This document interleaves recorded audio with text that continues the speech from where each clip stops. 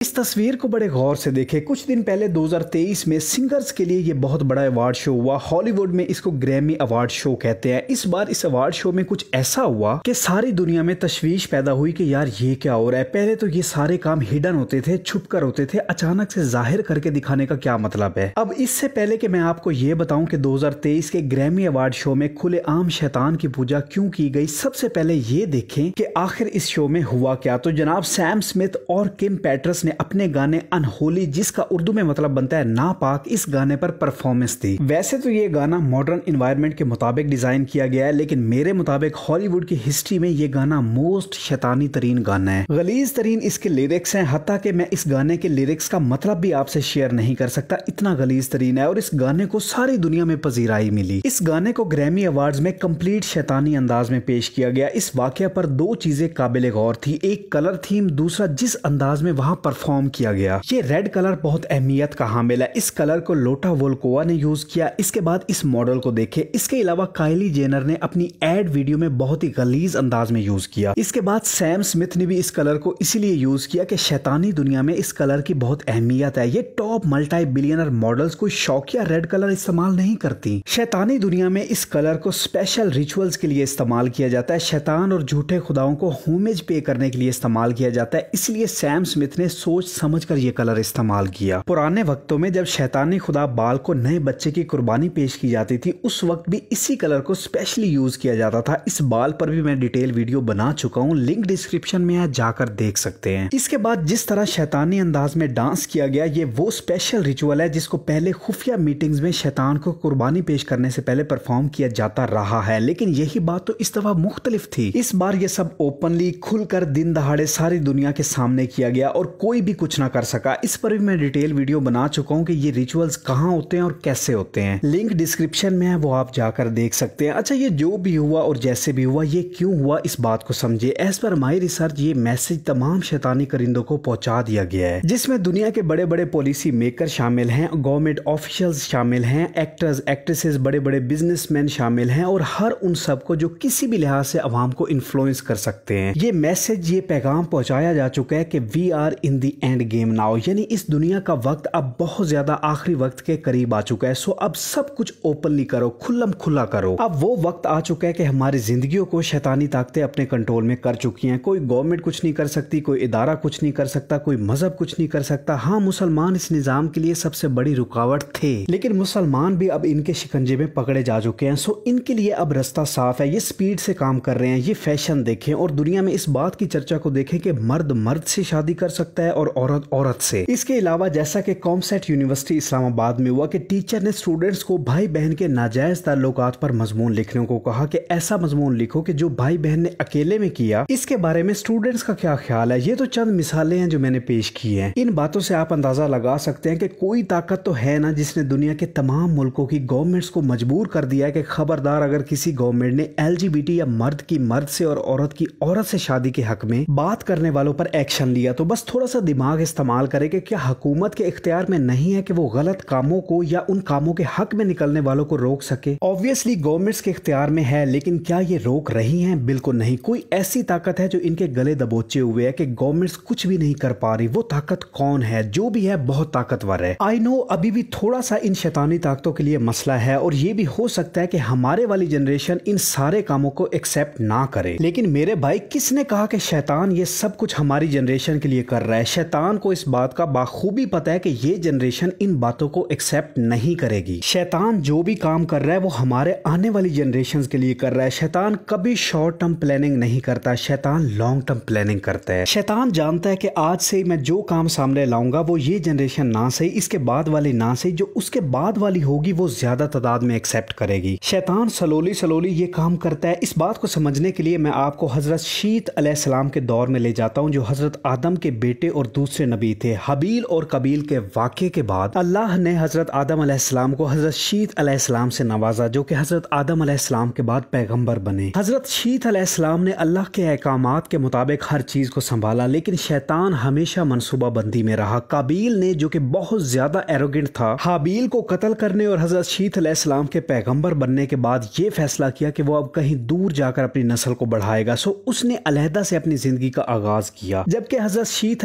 अलैहिस्सलाम और उनकी नस्ल पहाड़ों में रहते थे, या आप ये कह सकते हैं पहाड़ी इलाकों में रहते थे। जब दोनों एक दूसरे से अलहदा अलहदा हो गए तो अल्लाह की तरफ से हजरत शीथ अलैहिस्सलाम को हुक्म आया कि अब के बाद हजरत शीथ अलैहिस्सलाम और काबील के कबीले के लोग आपस में मिक्स ना हो, एक दूसरे से दूर रहें। सो ये अल्लाह ताला की तरफ से हद बंदी कर दी गई, लेकिन शैतान भी अपने मनसूबों में सरगर्म रहा। खैर, काबील के कबीले के मर्द खूबसूरत नहीं थे, लेकिन औरतें बहुत खूबसूरत थी, जबकि हजरत शीथ अलैहिस्सलाम के कबीले में मर्द बहुत ज्यादा खूबसूरत थे, लेकिन औरतें ज्यादा खूबसूरत नहीं थी, जैसा कि रिवायात में आया है। खैर, शैतान एक नौजवान लड़के की शक्ल में काबील के कबीले में लोहार के पास पहुंचा और उसको कहा कि मैं तुम्हारा शागिर्द बनना चाहता हूं, जिस पर लोहार एग्री कर गया। यहाँ पर शैतान ने काम किया और लोहार से सीखता गया, और कुछ अरसा गुजरने के बाद शैतान ने लोहार के पास बांसुरी इजाद की, जिसके बारे में उसने काबील के कबीले के लोगों को बताया और गाइड करना शुरू कर दिया। वक्त गुजरने के साथ उसने इस बांसुरी को बजाना शुरू कर दिया, जिसको सुनकर लोग काफी हैरान हुए, क्योंकि लोगों ने ऐसी आवाजें पहले कभी नहीं सुनी थी। सो हैरानी तो बनती थी, वो वक्त का आगाज था। फिर मजीद वक्त गुजरने के बाद उसने एक छोटा सा ढोल इजाद किया और वो भी लोगों में बजाना शुरू कर दिया। जब लोग इन आवाजों पर इकट्ठा होना शुरू हो गए तो फिर शैतान ने बाजा बनाया और लोगों ने इसको भी पसंद किया। वक्त गुजरने के साथ लोग ज्यादा से ज्यादा एक्साइटेड होते गए, मजे लेते गए, हत्ता कि आहिस्ता आहिस्ता काबील के कबीले के लोग अल्लाह के अहकामात को भूलते गए और इन आवाजों में मदहोश होते गए। उधर हजरत शीथ अलैहिस्सलाम अपने कबीले के लोगों को अल्लाह के अहकामात बताते गए और गाइड करते गए, जबकि वक्त गुजरने के साथ आहिस्ता आहिस्ता काबील के कबीले के लोगों ने बांसुरी, ढोल और बाजे की आवाजों पर अपने जिस्म को मूव करना शुरू कर दिया और ऐसे इजाद हुआ डांस। जरा चेक करें कितनी प्लानिंग के साथ यहाँ तक शैतान म्यूजिक, इंस्ट्रूमेंट्स और डांस की इजाद कामयाबी से कर चुका था। अब शैतान मजीद आगे बढ़ा। लोग इस म्यूजिक में इस कदर इन्वॉल्व हो चुके थे कि लोग दिन में एक खास वक्त बैठकर इन म्यूजिक इंस्ट्रूमेंट्स को सुनते। रवायात में आया कि हफ्ते की शाम यानी सैटरडे इवनिंग स्पेशली इस काम के लिए थी, और ये देख ले कि आज तक यही चल रहा है। आज भी सैटरडे इवनिंग ये काम बड़े मजे से हो रहे हैं। सो वक्त गुजरने के साथ लोगों ने एक किस्म की पार्टी करना शुरू कर दी। काबील के कबीले में म्यूजिक, इंस्ट्रूमेंट्स, डांस और पार्टी इंट्रोड्यूस करने के बाद शैतान हजरत शीथ अलैहिस्सलाम के कबीले के कुछ नौजवानों को मिला और उनके दिमाग वसवसों से भरने लगा और शक के बीज बोने लगा, और उन लोगों को अल्लाह के अहकामात पर सवाल उठाने पर मजबूर कर दिया कि ऐसा क्यों है कि आप लोग काबील के कबीले के लोगों के साथ, जो कि आपके कजन्स हैं, आपस में क्यों नहीं मिल सकते जबकि दोनों रिश्तेदार हैं? फिर ऐसा कानून क्यों मौजूद है? आपस में मिलना तो बुरा नहीं है। मजीद ये म्यूजिकल इंस्ट्रूमेंट शैतान ने पहाड़ी इलाकों में बजाना शुरू कर दिए, जहां हजरत शीथ अलैहिस्सलाम के कबीले के लोग रहते थे। जब उन लोगों ने इन आवाजों को सुना तो वो भी हैरान हुए और इनको पसंद करने लगे, और जब आवाज सुनते सुनते मैदानी इलाकों के पास पहुंचे तो हजरत शीथ अलैहिस्सलाम के कबीले के खूबसूरत मर्दों ने काबील के कबीले की खूबसूरत औरतों को देखा। मजीद जब वो आगे गए तो देखा कि सब लोग मिलकर डांस कर रहे हैं, पार्टी कर रहे हैं। इसी दौरान काबील के कबीले की औरतों ने भी उन खूबसूरत मर्दों को देखा, जिसके बाद उन्होंने अपनी खूबसूरती को उन खूबसूरत मर्दों पर आश्कार करना शुरू कर दिया, जिससे दोनों में अट्रैक्शन पैदा हुई। फिर स्लोली स्लोली शैतान उनको करीब लाया, जिसका नतीजा कुछ यूं निकला कि दोनों में नेचुरल और बायोलॉजिकल इंटरेक्शंस शुरू हो गई। वक्त गुजरने के साथ शैतान उनको इतना करीब करता गया कि रिवायात में आया कि ये वो पॉइंट था कि जहां से जिना शुरू हुआ। जरा चेक करें शैतान की प्लानिंग के बांसुरी से बात शुरू हुई, फिर आहिस्ता आहिस्ता करके गैदरिंग तक ले आया, फिर डांस, फिर मिलकर पार्टी, फिर जिना। खैर, जब ये लोग एंजॉय करके जाते तो दूसरों को बताते कि तुम लोग क्या मिस कर रहे हो। ऐसे ज्यादा से ज्यादा लोग ग्रुपिंग की सूरत में आते गए, हत्ता कि शैतान वो पॉइंट ले आया कि लोगों ने कलेक्टिव लेवल पर गुनाह किया, यानी कि जिना। शैतान ने बड़ी प्लानिंग के साथ सब कुछ मुतारिफ कराया और यहाँ तक ले आया। ये सफर लंबा था, लेकिन शैतान को पता था कि वो इससे क्या हासिल करने वाला है। मजे की बात यह है कि अभी तक शिर्क को, जो कि इस्लाम में सबसे बड़ा गुनाह है, इस पॉइंट तक शिर्क को मुतारिफ नहीं कराया था, क्योंकि अभी इस काम का वक्त नहीं था। शैतान को पता था कि मैंने लोगों को step by step next level पर लेकर जाना है, जल्दी नहीं करनी, और उसे ये भी पता था कि